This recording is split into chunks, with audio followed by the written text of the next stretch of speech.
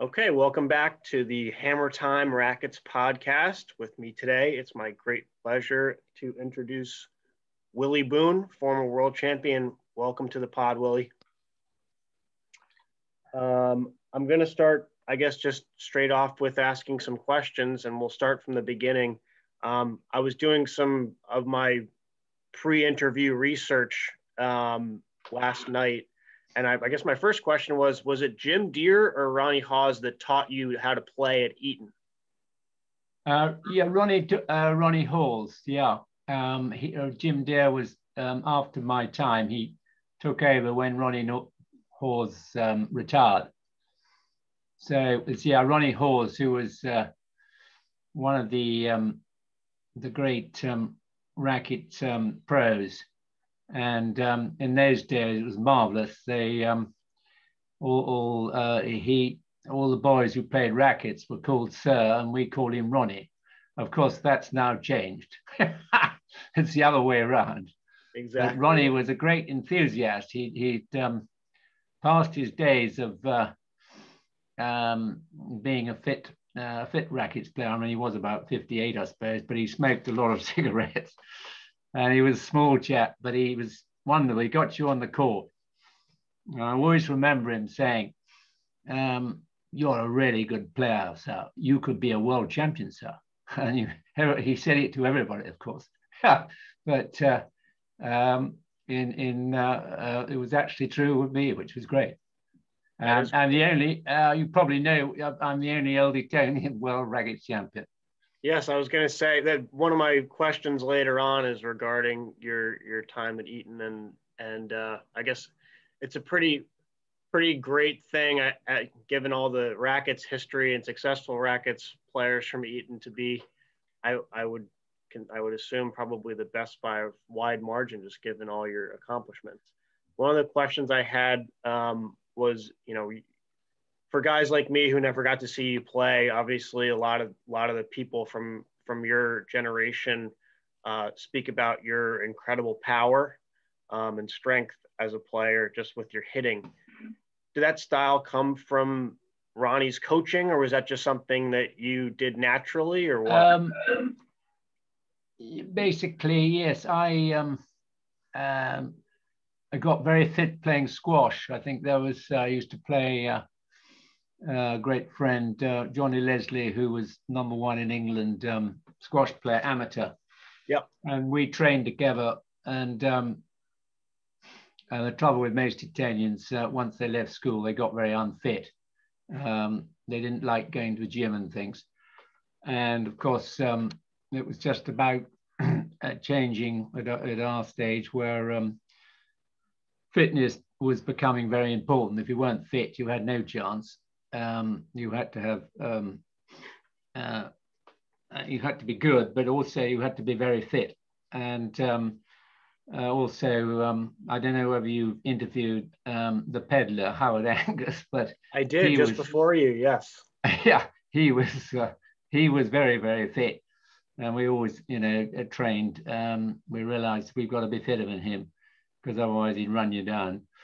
But so I played a lot of squash, which is obviously you have 50, 60 shot rallies, and it gets you fitter. And so I did a lot of running and gym stuff. So I did get very, very fit.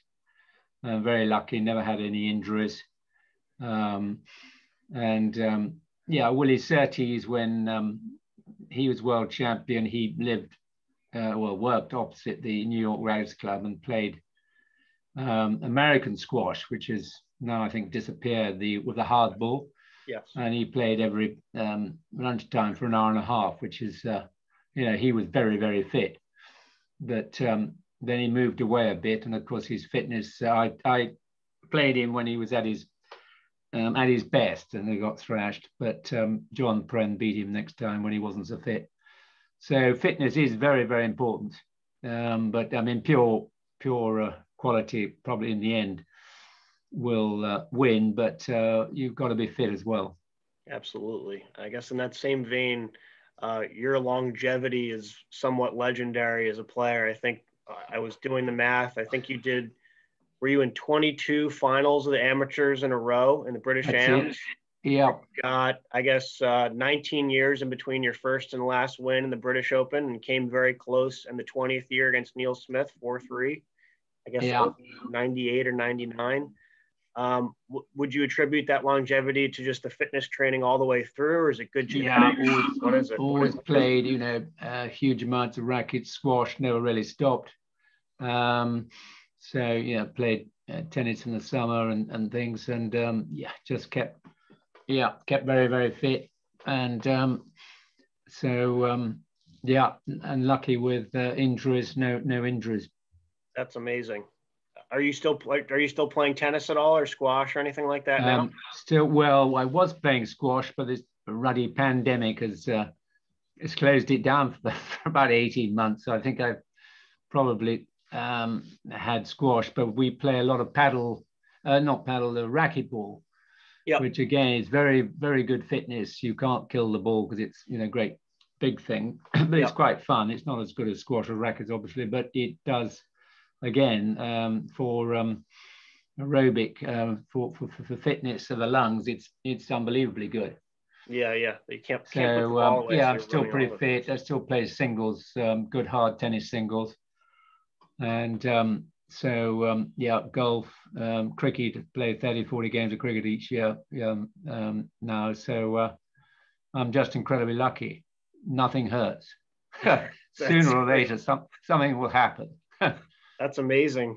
I think just about every single person that I've come across that played anywhere close, like even half as much as you did in your time, has had to go through multiple hip operations or knees or back it's issues. Extraordinary.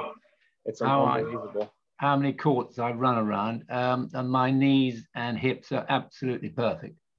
So speaking of hit courts that you ran around, I was reading in Lord Aberdare's book last night about the different courts, and just browsing around, and one of the Rackets courts, which is now defunct, I think it must have closed about 10 years ago, is the Gibraltar Rackets court. Oh yeah, we had the European Championships. Yeah. So actually Willie Surtees had asked if that's court still in use. I had no idea, and when I went and looked, you were obviously the winner, I think, of the I guess it must have been of 1 or 2 years. There was 2. Yeah, I won the first one, and John Pren won the second one, and that was it. So what was that court like? What are your recollections of the court? Yeah, it wasn't bad. It was a proper, the whatever the name who built them all in 1890s. What was his name? Bickley. Yeah. So it had the proper stuff. It's not like these new ones, which were okay, but nothing like the Bickley one. And so, it was a nice court. We had 2 good fun years, but of course there weren't enough Spanish Gibraltarians who wanted to play. And of course, in the end, they converted them, finally converted it into squash courts. That was the end of it. Yeah, that is a bit of sad, but not enough players. And you played Norwood Cripps in the final of the singles. Do you have any specific recollections of Norwood? Yeah, he coached me a bit. I mean, he actually mostly coached John, but I played with great friends with John, with Norwood, and played golf with him and things. Nice guy, very, very talented. But his real game was real tennis. Yeah. But he never won the World Champions. He was quite slight, which didn't.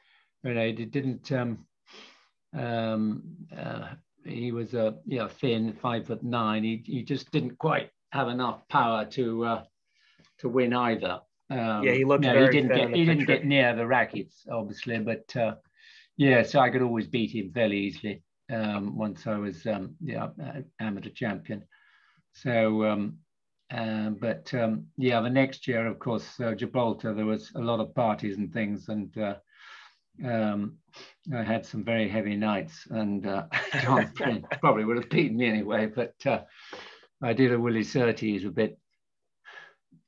Well, that's I think that's a tried and true and well-tested strategy for many rackets players on the. Well, that was half the, we were proper amateurs and used to party all night. Yep. John Pren used to go back at 12 o'clock or something and say it was cheating. That is a bit cheating. You mentioned John.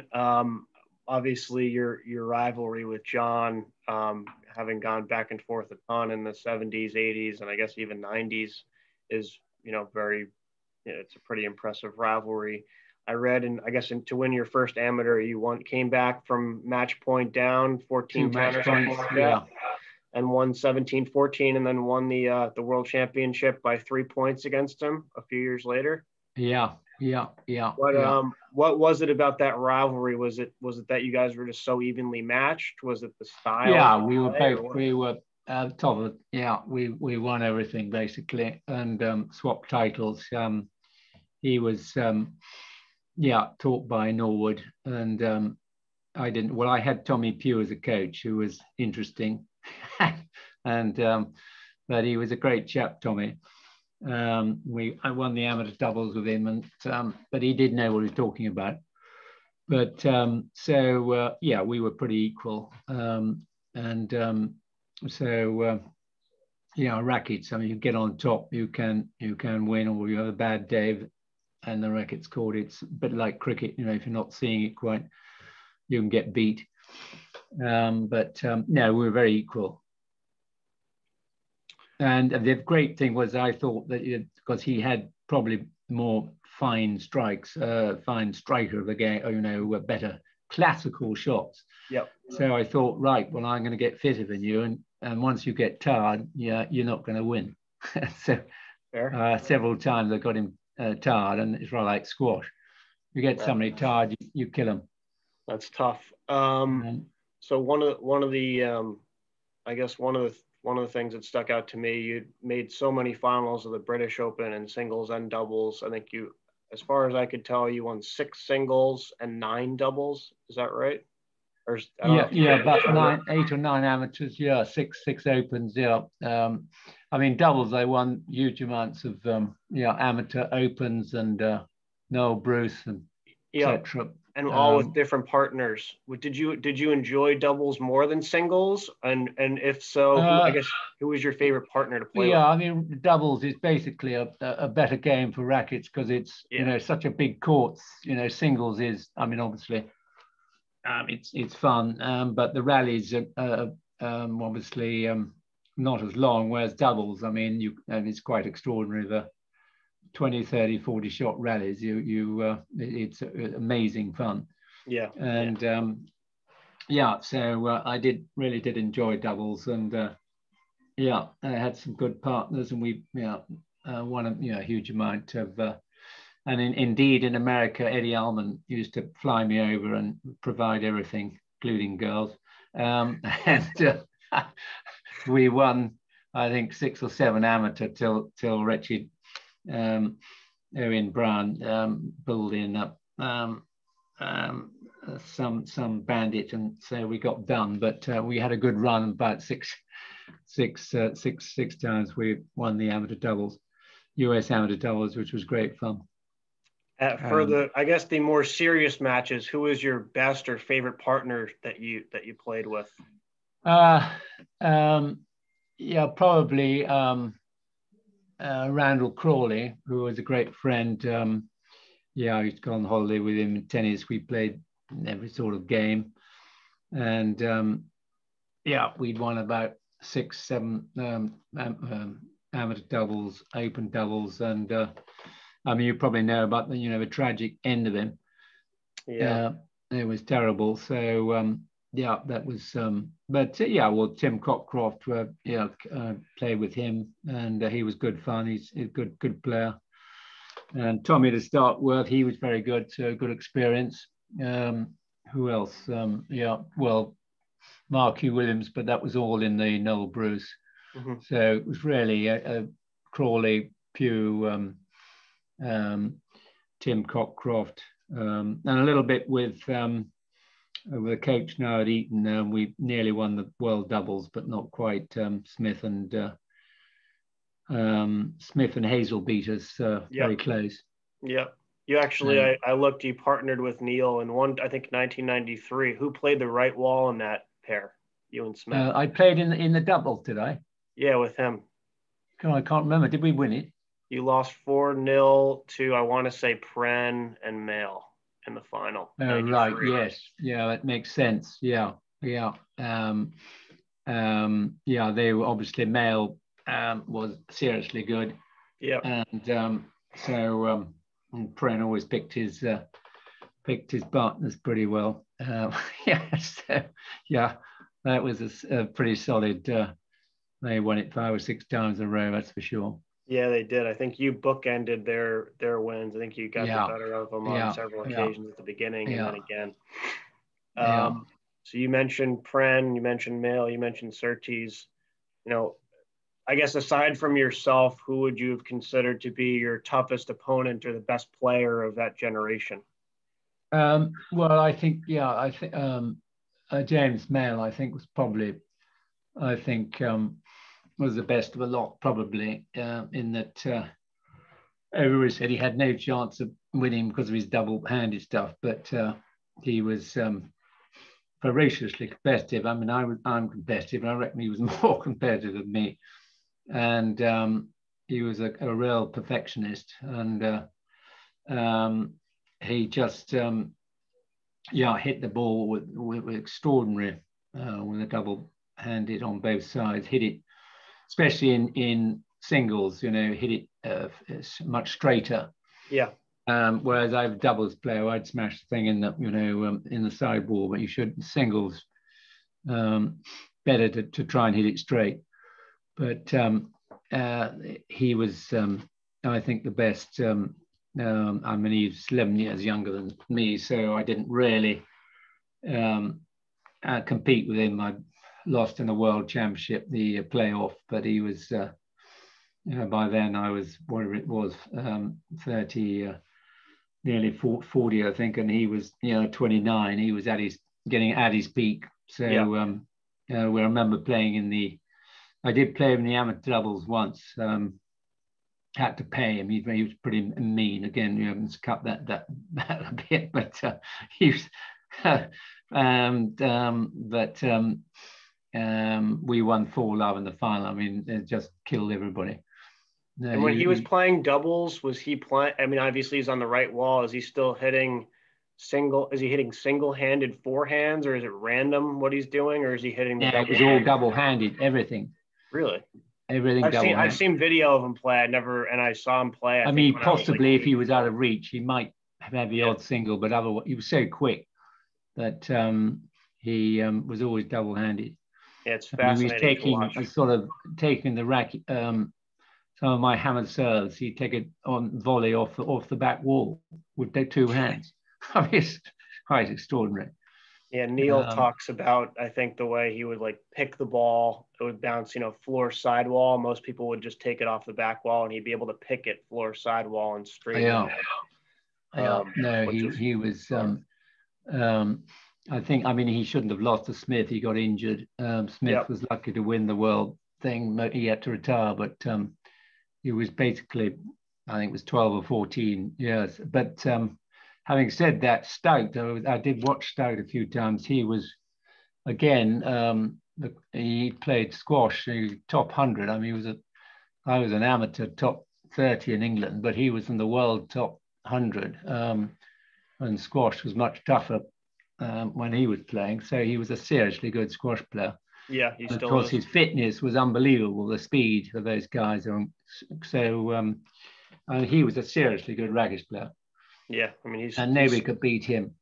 He's ridiculous. He's my coach, and I get to play with him probably 3 or 4 times a week. I do, yes. Yeah, I mean, I think he got fed up with it because there's so few people to play. It's a trouble. Yeah, I mean, I think it's that, and it's also there's a lot more money to be made from playing squash doubles. Yeah, that's right. He'd be very good at that. Right? It's his job, so it's a financial decision to some extent for him. But I think I'm still twisting his arm to play some doubles tournaments. So hopefully, carry me on the doubles court. Silver racket. Do you still have a silver racket? We do, yeah. Started in '94, I want to say, by Almond. So it's been going on ever since, except for last year due to COVID. Yeah. That was one of my finest wins in the silver racket. With he died the other day.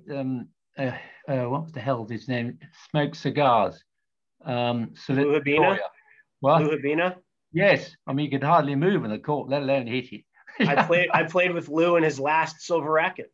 Did you really? Yes, Yeah. we ended up losing in the semifinals to Oh, Guy that's good effort. Devereaux and Patrick Maxwell. And Lou had the distinct, I think he was the only guy I've ever seen play a full match. We made it to the semis, mind you. Like, we played multiple teams. He didn't get a serve in. He didn't return a serve, and he didn't hit a good shot during the rally.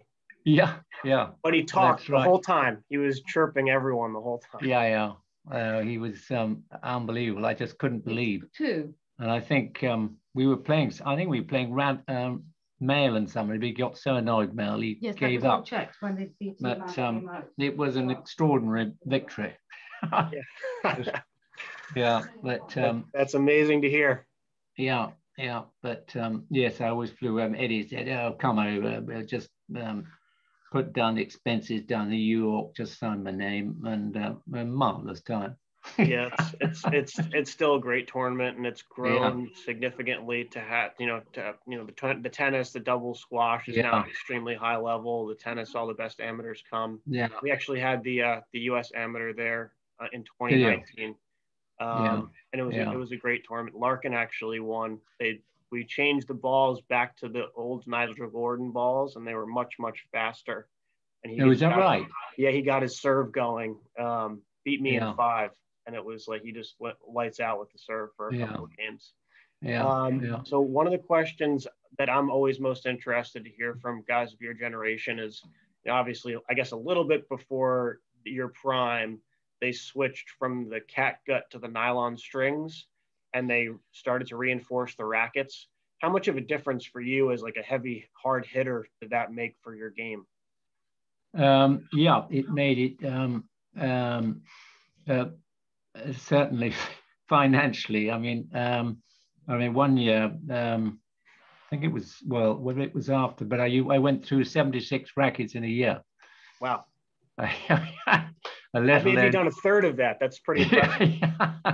The restrings again, because the trouble with the racket, rackets, of course, they weren't allowed to put graphite in them because they said, the game is fast enough. We don't want graphite rackets. So after about 3 or 4 games, if you're hitting it really hard and serving really hard, and you string them up, I mean, Pren used to string them up so tight, I couldn't afford to do that. Yeah. But he had lots of money, so he had 6 or 8 strung up, I mean, unbelievably tight. And so they always breaking. But it's luckily in those days, well, they were still 20 or 30 quid. I mean, they're now about sort of 80 or 90 pounds. Yeah, yeah, they are. I mean, Coyne, have you met James Coyne? Of course, yeah, we've played a bunch. A great character. It's cost you 10,000 a year to play rackets, but bloody good fun. Yeah, he's got plenty of money and all that. Yes. Great fun. And of course, Eddie Almond was the. I mean, obviously, you did see him before he died, and you knew him. You'd met him. Just very briefly. So I'm only 33, so I guess. Yeah. I'm trying to must remember have been what 20 years. Was it 15, 20 years ago? It was about 15. I want to say maybe like 07, 08, somewhere in that time frame. Maybe a little bit later. But he was wonderful. He was, frightfully sort of saying we don't want too many rackets players. It's not meant for the plebs. It's meant for gentlemen. And we sounds like an Eddie Almond quote. Yeah, we don't want women playing and things. Absolutely wonderful stuff. But he was unique, absolutely unique. So you came over to the U.S. obviously a fair bit. What was your favorite court to play on each continent? I love New York because it was a bit like a squash court. It's very bouncy and hot and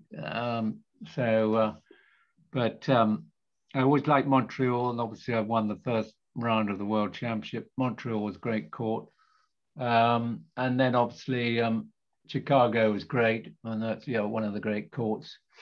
Boston. Yeah, Boston was a good court, but it didn't have a character of New York and very slow and bouncy there. Yeah, and Philadelphia, similar sort of thing.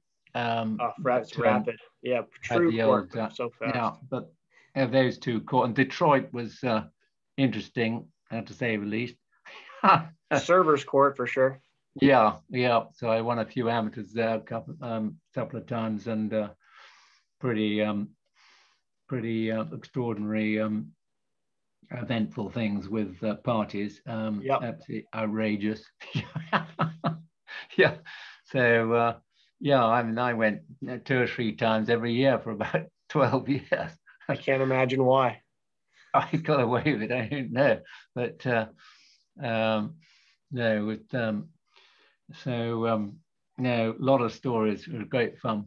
So it sounds like New York in the U.S. Was it Queens that was your favorite in the U.K.? Oh yeah, Queens. I mean, really, you didn't play anywhere else, really. There's, I mean, it's a nice court, lovely court, but it's a bit cold,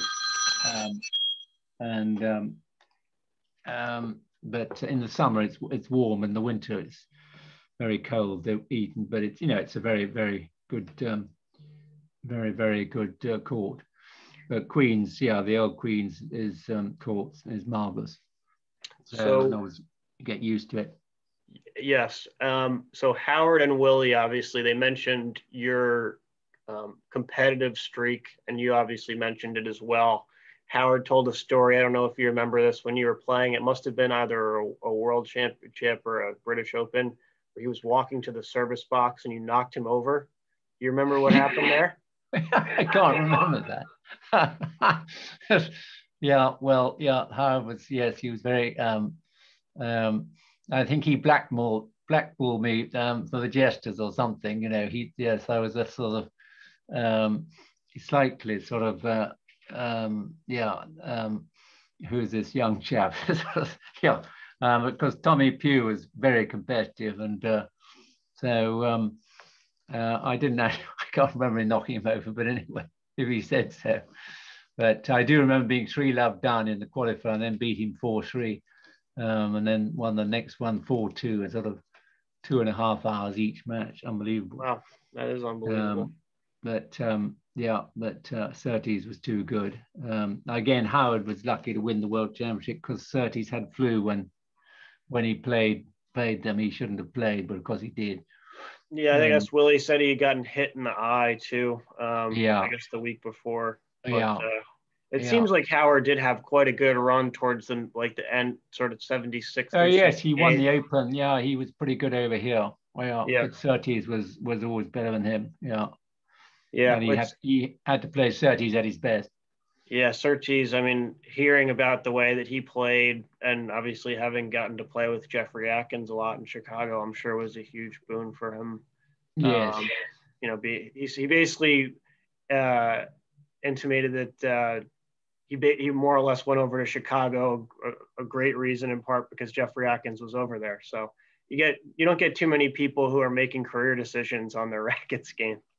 Yeah. Have you interviewed him? I did. Yeah, he was the first of the, I guess, going back to the World Championship. He's over 90, isn't he? No. Jeffrey Atkins, I couldn't get. He's about 93.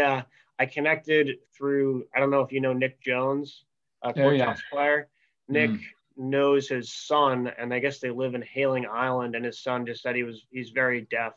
I don't think that the last year of COVID has treated him well. But I got so far out of the people who won the World Championship, I've done Surtees, Angus, yourself, and Tom Billings. All right.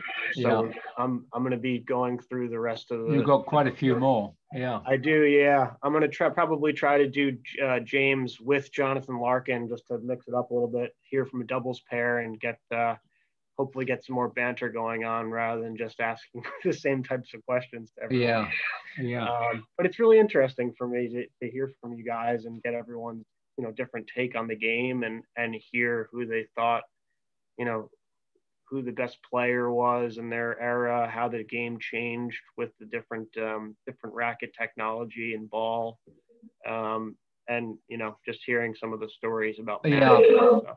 I mean, we heard about Jeffrey he used one racket for the whole season or something, and it was sort of a small fraying in the middle of the racket, and that was it. But it was quite a different game. I think it then, people got fitter and they started hitting the ball harder, and it was. And again, with the change, the old leather ball was very different. The polythene balls, it was much better, obviously. Yeah, much faster, much better. Yeah, it was one. Sounds like that leather ball was just like very slow, and the game. Yeah, the tennis commentator who died. He was great famous at Wimbledon. He's always, I say, and he was a ball boy at Queen's, and he's younger. I think it was in the 20s or 30s, and he used to have to take the balls, the rackets courts and things. And there was a doubles or a singles game. I think it was a doubles game or whatever. And they said, boy, can you pick up all the balls, please? And he went to pick them up, and he had 142 balls he had to pick up.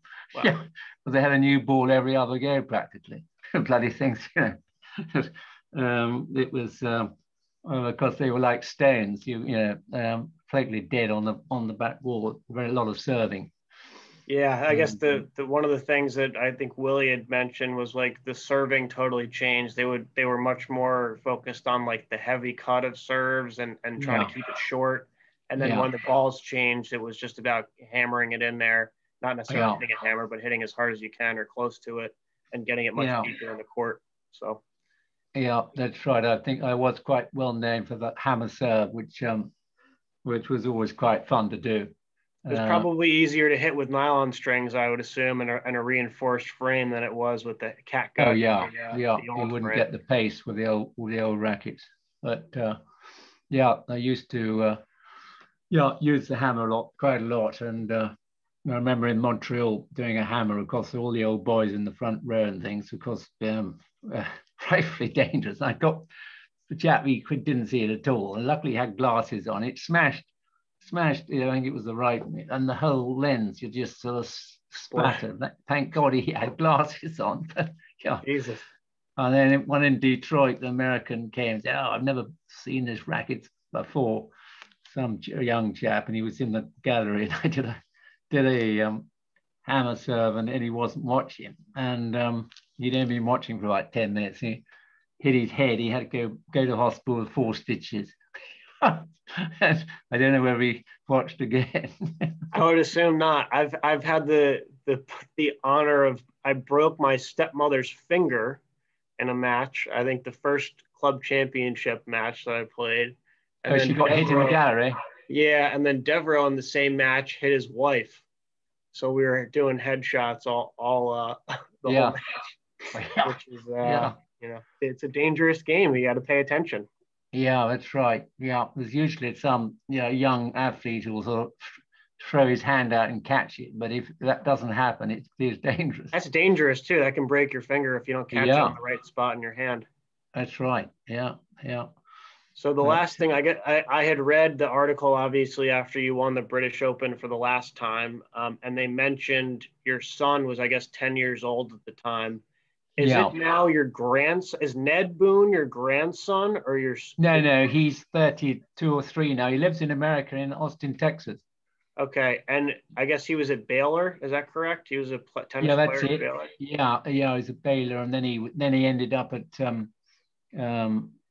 Texas University. Yeah, he moved. He played some rackets, but he was a very, very good tennis player. He got to about 500 in the world, but of course you don't make any money at 500. But he got a scholarship, to the university, which is, but he loved it so much he stayed over there. What's not to like about Texas? He's a very good squash player, incredible golfer. So he's a good chip off the old block. Yeah, it sounds like there's some good genes going on there. Yeah, frightfully competitive. Yeah. Well, Willie, I really appreciate the time. I don't want to take up too much of your time, but this Yeah, was well, it's really good fun. interesting for me. Reminiscing a bit. Yeah.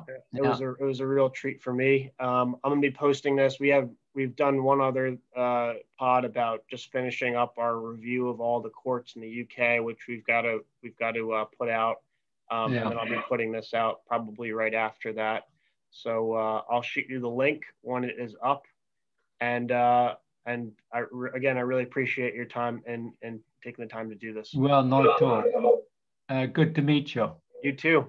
Hopefully, I can come see you sometime in person at one of these tournaments. Hopefully, I'll just make an effort to come to watch some rackets in America. When the world reopens. Yeah, that's right. Yeah, yes, it's bloody pandemic, it's bloody nightmare. Yeah, absolute killer. I meant to be seeing Ned next week. We're going to Mexico and saying it's business, but absolute hassle, trying to, these all these things you've got to do. God. Yeah, it's a bit ridiculous. I'm surprised that they're actually letting you travel out of the UK, because it seems like they're much more stringent on their. Well, as long as you fill in the paper forms and you have a thing, I say I'm buying a house for my son and family, and so that's good enough. We won't alert the Mexican authorities to all this information, obviously. Yes, we've had to pay $90 or something, to get a business thing. So as long as they get their money, they're all right. That sounds about right. That's the government for you, right? Yeah. Well, as Ned said, it's all run by the mafia. That's true. Yeah. That's true. Yeah. Sad but true. Yeah, that's right. But luckily, it's not on the. I mean, they got terrible corona, but they don't tell you the right numbers. So they're not on the. Yeah, I think the same for a lot of those countries. Yeah, they're not on the blacklist. Yeah.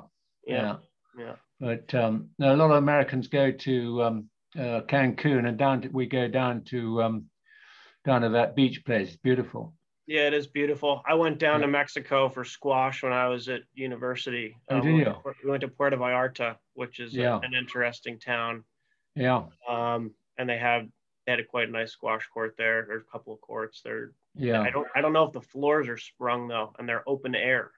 So they have a tin roof, but no, I guess above the outline that the courts are actually open. So they're about 95 degrees. I don't know what that is in Celsius, like 30 degrees or something like that. I see, because I still work for Head, and we see in America this silly game called pickleball has taken off. Million people play. God, so stupid. It's bloody ridiculous, isn't it?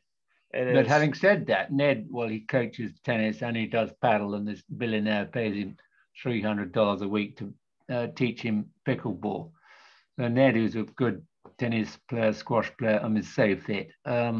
He went off to play in Miami in a big tournament, and he beat the world number 6. That's because they're just dinking with children. That's playing a children's game with a little paddle. It's the stupid. Yeah, that's right.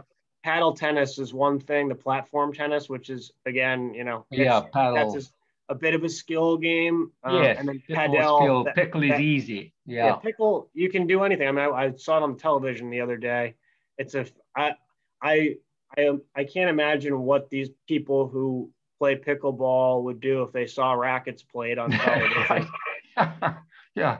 Once you played they're Rackets. Televising it now. It's ridiculous. Is that right? Televising like a women's doubles match. And I'm thinking to myself, like, what are we doing? That bloody plastic ball, it makes a dreadful noise. Yeah. It's unbelievable. Boring. Yeah. Anyway, good to talk to you. You too. Really appreciate it, Willie. Take care. Yeah. And hope to meet live at some stage. Absolutely. Okay. Bye-bye. Signing off. Bye. Bye.